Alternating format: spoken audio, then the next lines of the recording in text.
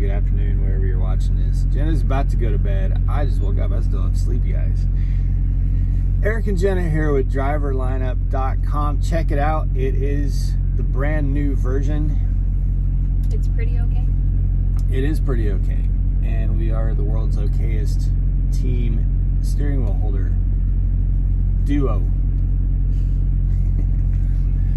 We haven't done a video in 2 days, so I'm getting ready to go get fuel and pound out 600 miles, but I needed to get a video up today because I haven't done one for 2 days. So I'm going to try and address some questions. So I've seen questions about, is Eric and Jenna okay? Are they okay? Are they not making money? You can't make money at Prime. This is the problem, blah, blah, blah. So just back up a little bit to remind all of you guys that we made really good money last year. Wouldn't you say we made, like, especially the last few months, like we were really rocking and rolling.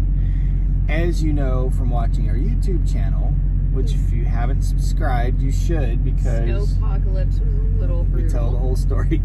Yeah, Snowpocalypse combined with Peterbilt requiring you to spend 2.5 years at their dealership per instance of something going wrong made January and February really tough.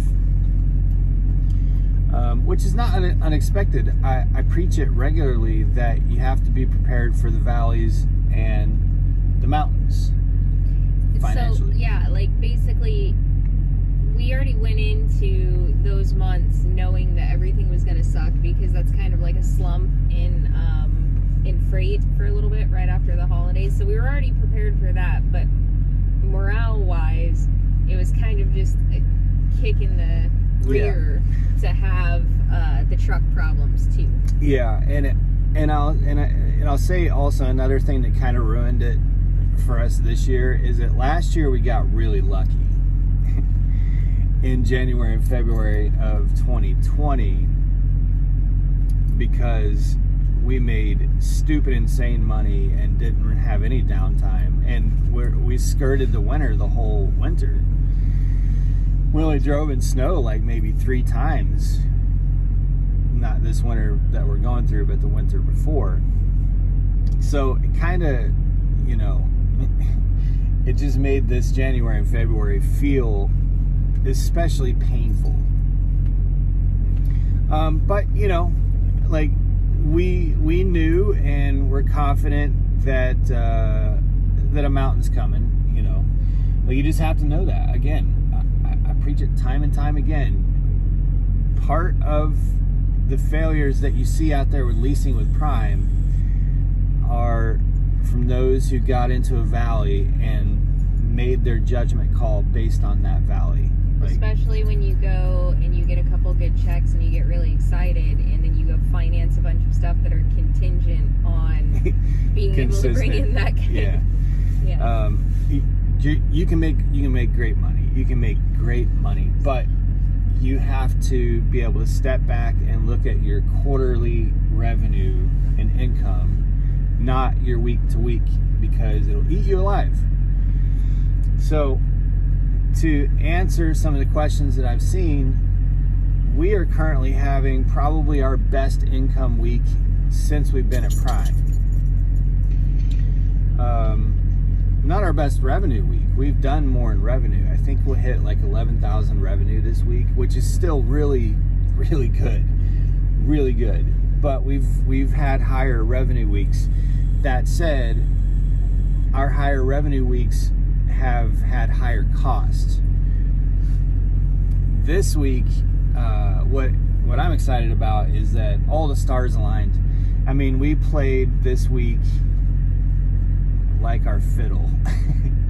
we just, words can't even describe. It literally went as Eric would plan. He would be like, what would really just top this off is if we picked up a produce load in Laredo. Yeah. And then it's like, we got a produce load in Laredo. And it's like, not only did we get what all week, not only did we get what I was like, I want to try and make this happen next. it not only did it happen next, it happened better than you could have desired. Like, for example, we dropped off in a load in Houston. And now I did have to say no to a load. I had to say no to a load that a weekend individual who is covering our fleet tried to very dishonestly. Dispatching trucks, you're not Jim Cantori. You know Yeah. who you are. Tried to very dishonestly say, the weather's no big deal in Colorado. You'll be fine. I live in Colorado. It's Yeah. fine. The weather's already passed. There's not okay. going to be snow. Okay, bruh. Yeah. No. And it was $1.45 a mile. So we would have been stuck on that load for a couple That days. may work with some trucks, but not this truck. Yeah, no, bro.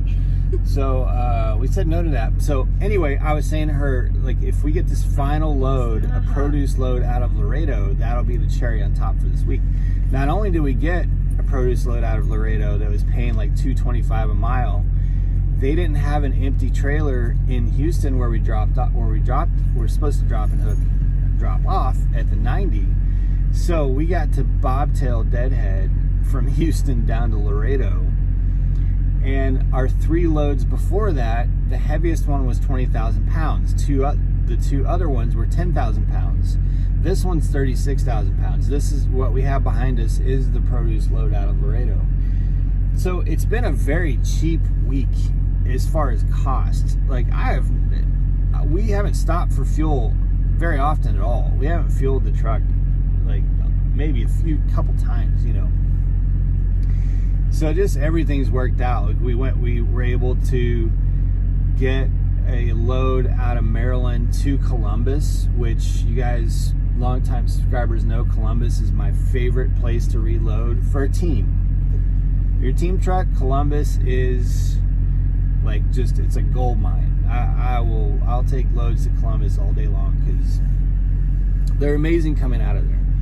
So we got that worked out for us. And then, of course, we got exactly the kind of load we wanted out of Columbus down to Houston. So it's just all the stars have aligned for us this week. And not only has it been cheap to move freight, it's been low miles because we've had very high revenue. We had $3.50 load per mile load out of Maryland. Then we had like $2.50 out of Columbus. So our total miles this week are like 4,600 miles, which actually is really high for us for what we like to run. But for $11,000 in revenue for 4,600 miles is incredible when it's really light freight. So all the stars have aligned. We'll probably make, between the 2 of us, over $6,000 this week. So if you just cut that in half, you're talking like potentially $3,500. It should be $3,200, $3,300, $3,400 before taxes each this week. And hopefully setting ourselves up to go ahead and roll right into the next week. So,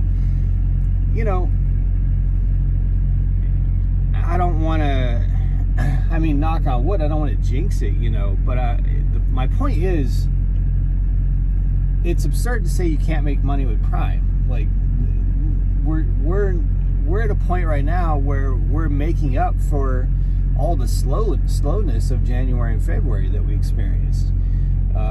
So we're still making good money. We potentially could make $10,000, $12,000 in 3 weeks. If next week is even half as good as this week, then we're on a path to making $10,000 or $12,000 in 3 weeks. So yeah, we're doing fine. Our truck is running really great, although we had a little bit of a scare. And Jenna called it. To me, it made no sense. I'm not a mechanic. Matt would probably make fun of me. But this load we picked up out of Columbus, the road's really rough when you get into Tennessee, Kentucky, south of Louisville. that highway right there between Nashville and Louisville is just brutal. Like booney hopping, brutal. And I thought we threw the alignment out on the truck, because it was just like you get 30 seconds of really smooth, and then you get 20 seconds of the truck just, you know, kind of feeling like a washer machine. Yeah, death shake. Yeah, it literally felt like you're sitting on top of a washing machine. Death shake. And I was like, crap, man, not again, not another, because the truck's running really good. Like, the truck's been running better than it ever has. Our fear was that it was the same problem of why No Luck Trucking recently got a new truck. Yeah. So, Like, please don't have the unknown death wobble that no one knows what it is. But my suspicion, what I told Eric, was that it was probably that the trailer was loaded all the way to the back.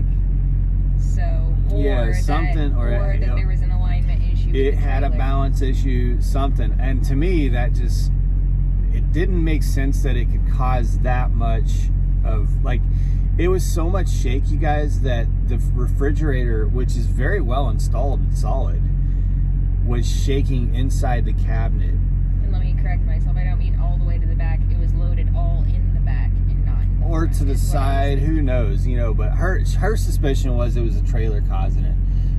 I just couldn't picture it. It was just, I'm telling you, it was so violent, you know. And it was only if we went over 61, 62 miles per hour.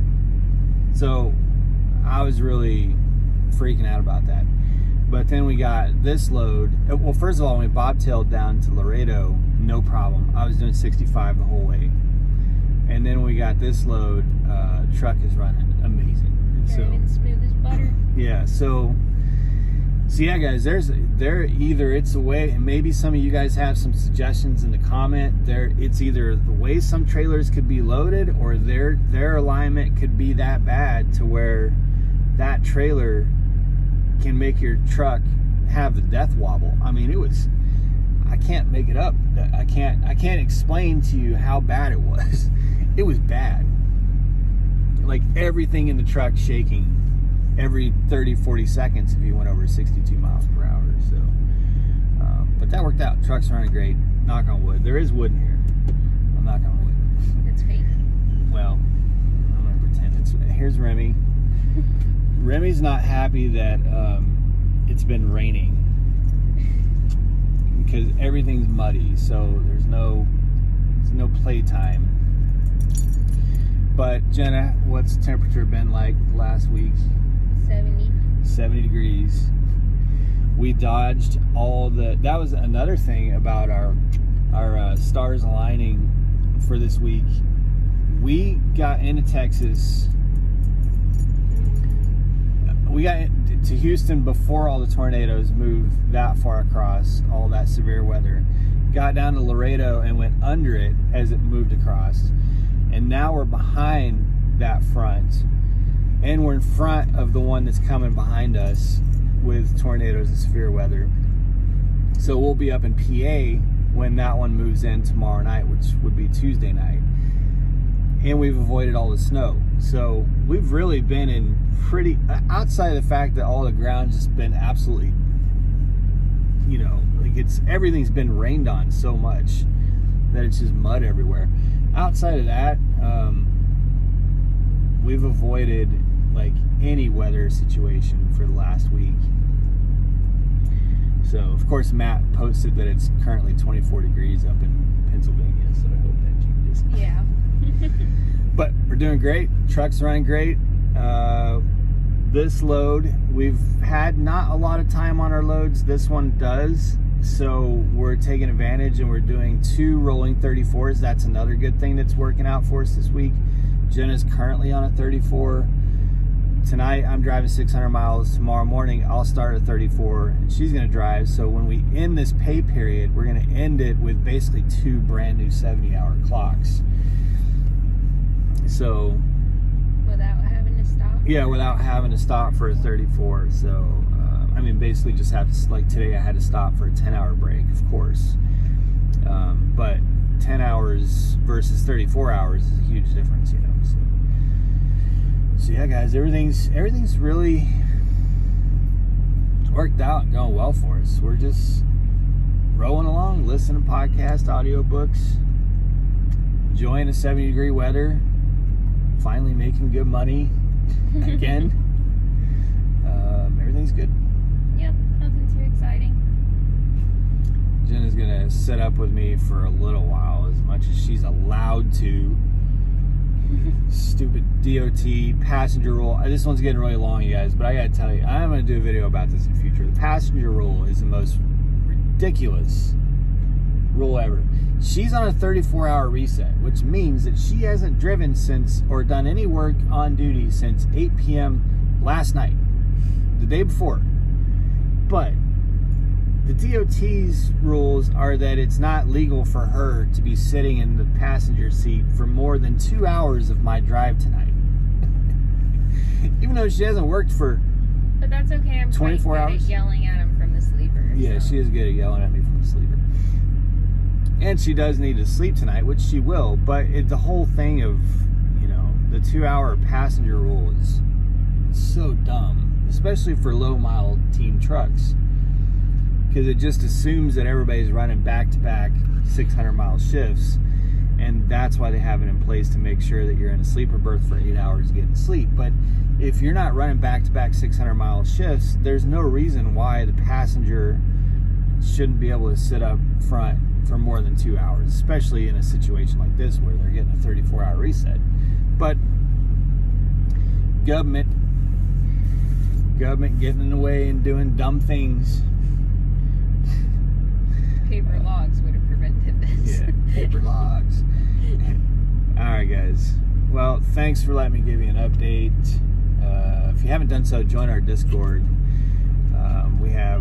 It's getting pretty dang active. We have our podcast that's going live. Crazy Bags, Travis Kinley, No Luck Trucking, Jenna and I. Our podcast will be on Spotify, iTunes, everywhere you can. Do some. Yeah, we'll probably have some guest shows. So everywhere you can get your podcast, our podcast will be broadcasting starting next month. So just exciting stuff, guys. I'll try to get back to my daily videos tomorrow. I just been busy. Honestly, we've just been kind of taking a little chill break.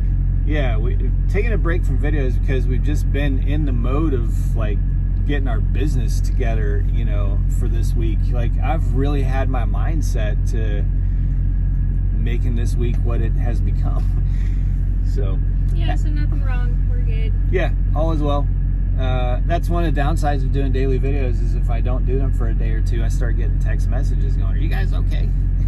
Well, and see, that's the thing though. If you would have been on Crazy Bags Sunday chat, you would know, because at 9 p.m. Eastern every Sunday, Bags does a trucking chat on YouTube, and I've been on those, so you would know what's going on because I would be talking on there with him. Yeah. So there's different ways to follow us. You'll see us on Discord. You'll see us on Discord is the best place to connect to us, because one or both of us are always on Discord. Not always, but we check in every day. One or both of us is in Discord every day, which is a messaging app on steroids. It's free. It's got a great mobile app. It's in the description below. That's the best way. So, all right, guys, about to go get fuel and get on the road. Be safe. Make good decisions. As always, drive, thrive. We'll talk to you guys soon.